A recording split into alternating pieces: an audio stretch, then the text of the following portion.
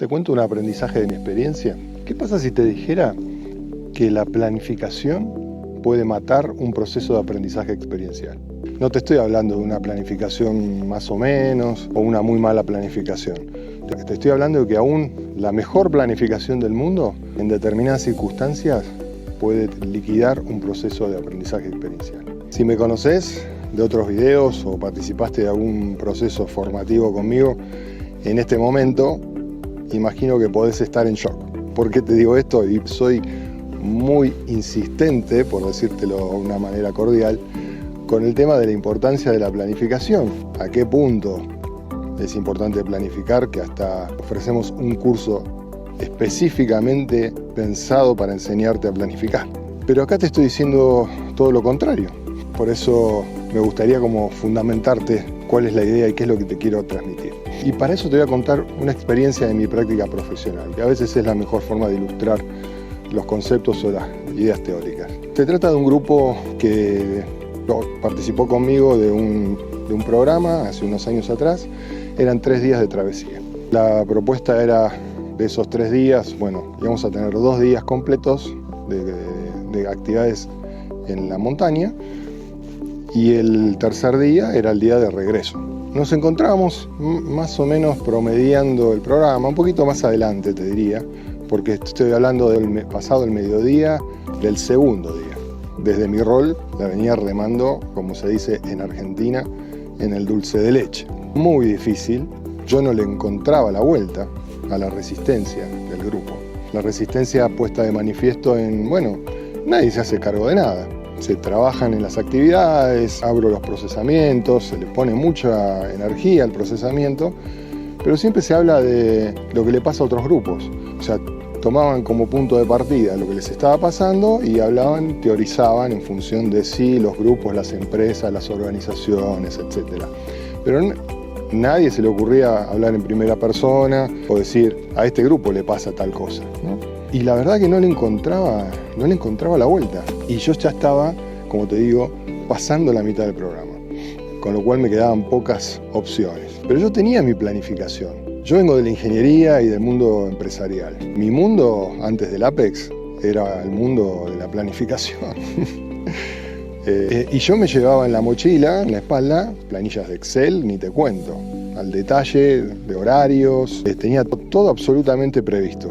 A qué hora salíamos, a qué hora estábamos cruzando el primer arroyo, a qué hora empezaba la pendiente, dónde iba a ser la primera actividad para abrir la comunicación, promover la confianza, todo al detalle. Claro, yo venía con esta planificación.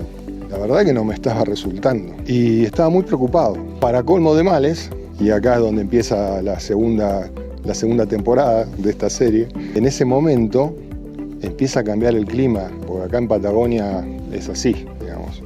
De repente es un día así como hoy, hermoso, no hay viento, soleado, y de repente empieza a soplar el viento y se baja la temperatura y bueno. Pero lo que pasó fue que empezó a llover, y empezó a llover de una manera torrencial.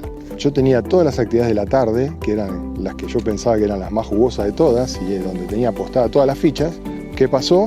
Y lo que pasó, me miro con el guía, yo que quería hacer la actividad, el guía que me dice no se hace ninguna actividad, de acá nos rajamos. Ya tenía automatizado esto y bueno, vamos, salgamos de acá. Vamos al lugar del campamento, había que salir. Más que salir, lo que habría era que ir al lugar del campamento y armar el campamento y meternos adentro de las carpas.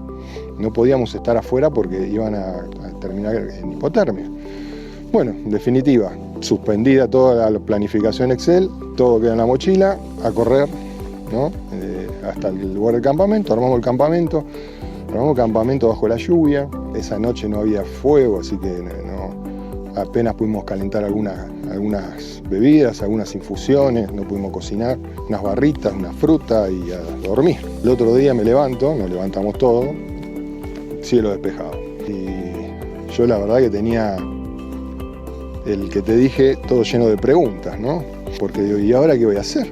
Ya teníamos que volver, era el regreso. Había alguna actividad que se podía hacer, pero teníamos un recorrido largo, entonces la energía iba a estar puesta más que nada en la parte física.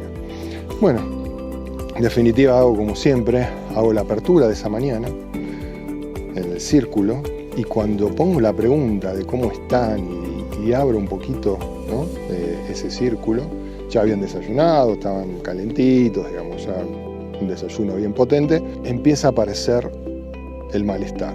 Obviamente lo que vivieron en la tarde anterior había sido muy exigente, muy retador, ¿no? Esa tensión, lo que generó, mejor dicho, lo que generó la tormenta, la lluvia, ese evento, digamos, que apareció, es como que se desbordó, es como que se rompió el dique, ¿no?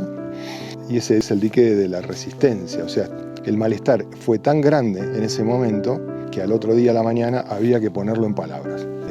Y esto empieza a ponerse en palabras ahí la ligamos todo, ¿no? La ligó el clima, la ligamos los organizadores. Pero lo interesante es que más allá de la catarsis inicial, que es natural y esperable, y uno tiene que estar ahí para atajarla, empieza a aparecer el malestar real que ese grupo traía y las tensiones. Y se empieza a hablar en función de a mí me pasa, a nosotros nos pasa. Cuando nos encontramos en estas situaciones no sabemos qué hacer, no nos decimos las cosas. Empieza a circular una conversación en la apertura de la mañana de esas que son para colgarlas en un mural. Tremendo. Cuando yo observo esto, ¿qué es lo que hago? Bueno, lo dejo fluir, no había más nada que hacer. Cerramos ese espacio, digamos, de apertura de la mañana con conclusiones muy potentes y yo tenía la planificación Excel todavía, ¿no? Sin embargo, en ese momento dije, bueno, no voy a meter más nada. Vamos a salir caminando sin proponer actividad. En realidad no les propuse silencio, pero el silencio fue la consecuencia natural. Empezaron a caminar y nadie hablaba. Un silencio de ultratumba, te diría. Ese silencio era un silencio introspectivo, claramente. Estaba pasando cosas en la mente de cada uno de estos integrantes en esa caminata. Con lo cual no había mucho más que hacer, simplemente dejar que ese proceso fluyera. En algún momento del recorrido detengo al grupo, les propongo una consigna, que era una consigna sencilla, de roles, ¿no? Simplemente como para meter dentro del experiencial la idea de que estamos avanzando hacia el cierre del programa, que es muy importante, que el grupo tome conciencia, y como para redireccionar un poquito mejor los pensamientos, ¿no?, teniendo en cuenta de que esto se termina. Y cuando llegamos al lugar de destino, ahí sí, obviamente, bueno, después de que se relajaron y descansaron un poco, abro el círculo nuevamente para ver cómo estaban, cómo había sido esa caminata, qué les había pasado con esta actividad que yo les había propuesto. Y esa actividad como que terminó de condensar, de llevar, digamos, al grupo a pensarse cómo funcionan todos los días, desde qué roles tendrían que de alguna manera revisar. Pero en definitiva lo que te quiero transmitir con esto es lo siguiente. Es importante la planificación, absolutamente importante.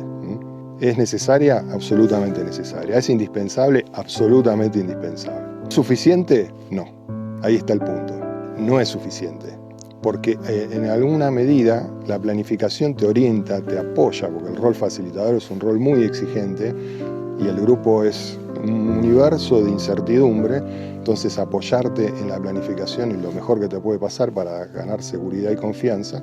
Pero como te decía, no es suficiente. Tenés que desde el apoyo en la planificación mirar al grupo y mirar los acontecimientos y tratar de hacer lectura e identificar señales. Cuando trabajamos en la naturaleza es maravilloso porque las señales son contundentes, clarísimas. No me voy a meter por ahí porque no salgo más de ahí.